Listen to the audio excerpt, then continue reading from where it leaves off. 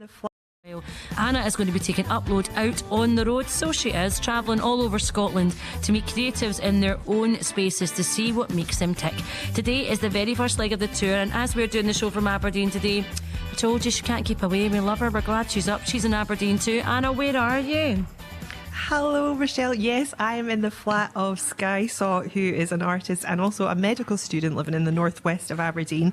And yeah, he's welcomed us into his lovely student flat, and we've just had biscotti, Michelle. I know you're always very interested in what kind of snacks I get when I go to people's houses, but here I got a barista-made hot drink and I got a biscotti. So, you know, I'm not saying that that's why we're here, but it's definitely helped.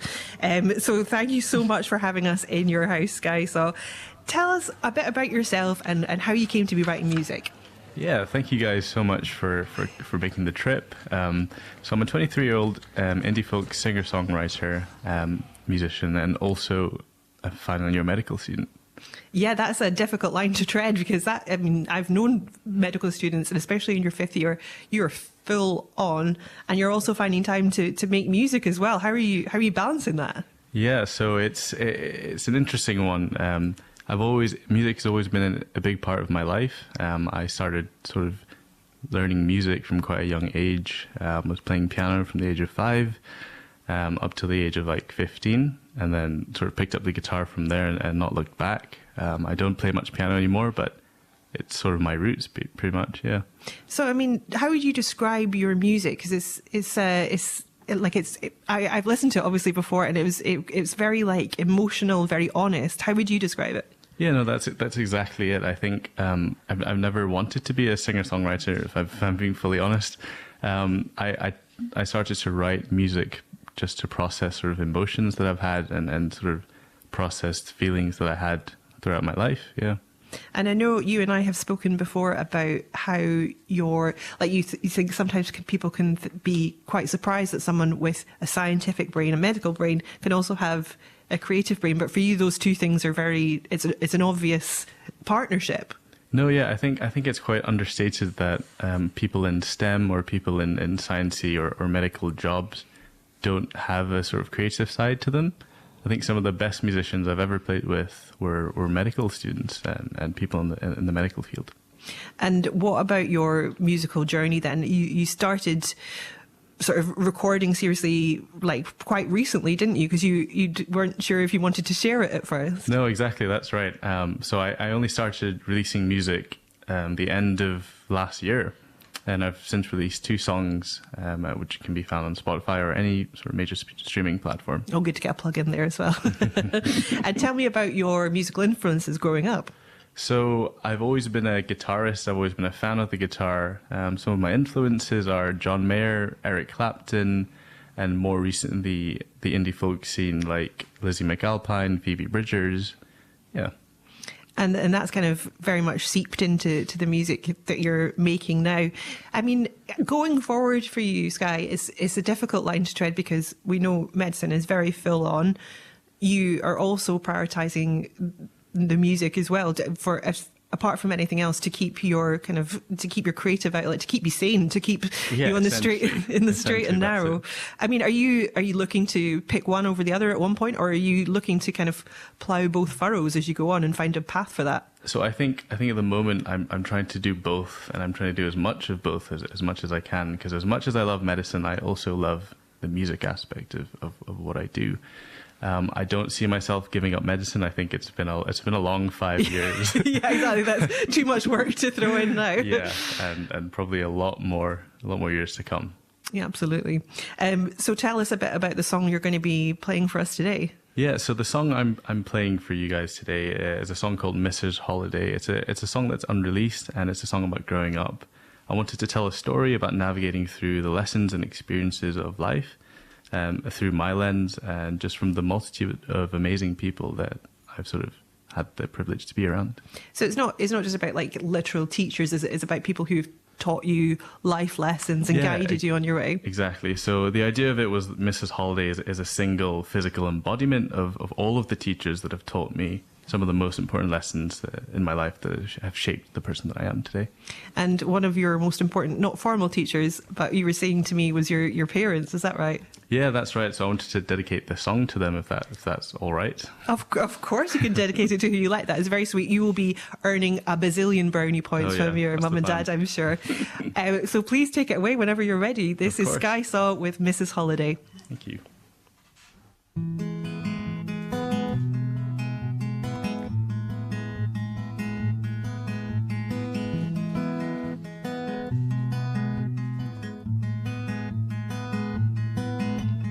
Hey, Mrs. Holiday, I don't think I remember the sound of your voice telling me off for being bad.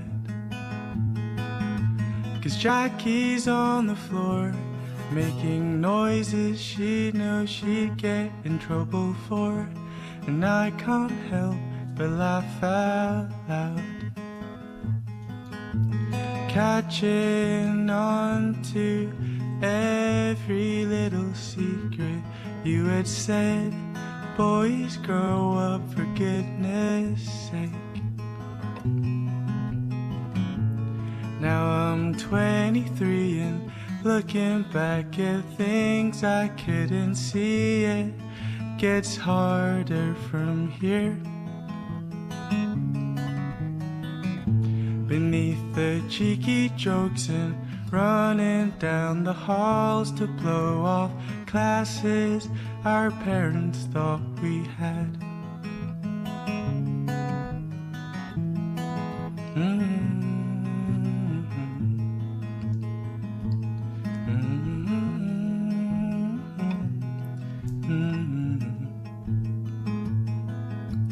Hey, Mrs. Holiday, I don't think I remember of a time where I thought this would end.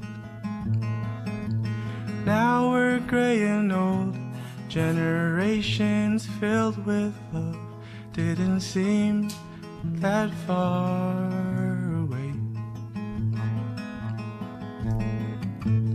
Now I'm older now and I just can't seem to figure out the way you had held my hand through the darkness. But maybe one day you'll meet me at the garden gate. You tell me if I change at all. Oh, that was beautiful. That was Sky Saw with Mrs. Holiday. Do you know, I love my job. I just get to come around to people's houses and they sing beautiful songs to me. It was just so wonderful. And your parents must just be so proud of you to have you play that sort of music dedicated to them on the radio. What's the reaction been like from, because, you know, you're a student, and what's the reaction been like from your fellow students? Or are you keeping this quiet, or? I've tried to keep it quiet-ish as much as I can, but you know, I don't want to draw attention from the medicine part of it as well, and I didn't really want to be that guy in the hospital that everyone knows about. Trying to launch like a solo career on the side. Yeah, exactly. But you have had traction online with your social media and stuff, releasing songs. What's that been like? Because I know, like, trying to grow an audience, grow a social media following and everything is tricky for young artists. No, it definitely is, and I've started to sort of look at it at a different perspective when I'm looking at social media nowadays. I think it's definitely the place to go if you want to promote yourself and get yourself known. I think it's the best way of exposing yourself for free. And also, you have a distinctive name as well, Sky Saw. That's a memorable name. Where did that come from, actually? Yeah, so Sky Saw is my artist name, but it's not my real name. So the name Sky, my mum told me when I was about 10 or so that she wanted to call me Sky when I was still in her belly. But decided against it, so I thought it would be a nice homage almost to naming my artist name as that. Yeah. Oh, that's easy. You're just making your parents proud at every step. And tell me, where, if people are listening to this and they're thinking, I need to hear more from Sky Saw, where do they find your music online? So I'm on Spotify at Sky Saw, and I'm also on all social media platforms at Sky Saw Music. and you've got more releases coming up. Are you? What's the Yes, plan yeah. for you long term? Are you going to be making more music as you go on? Yeah, so I've released 2 songs that are part of a sort of four song EP that I'm putting out song by song. The next song should be coming out in about 5 or 6 weeks. Excellent. Are you going to be looking to do gigs and stuff in the future as Oh, well? 100%. Yeah. So I just got the job. I just got a job for when I become a doctor, and I'm based in Scotland. So definitely looking for Scottish gigs. So watch this space is what you're saying. Yes, hopefully. I mean, I keep making this point, but I can't believe how much you've managed to cram into your life, because you mentioned to me that you were also hosting a pop-up coffee shop in your house. You're a full-time medical student, your final year. You presumably have a social life as well. You're also doing all this music, releasing all this music, maintaining social media. I mean, do you ever lay down to sleep, or is that a distant memory? I've always been really bad at sitting still. So I've always needed to be occupied. So this is a great way for me to be occupied. Keep you busy. Definitely. The devil makes hands for idle. Well, devil makes work for idle hands. That's the one. And in keeping with that theme, you're about to, as soon as we get off air, you're leaping off to Bournemouth, aren't you? Oh dear, yes. I'm looking forward for the 10-hour drive down. Well, thank you very much for letting us come into your home and delaying your drive down to Bournemouth for your medical conference. We very much appreciate it. And thank you so much for being on the show, Skysaw.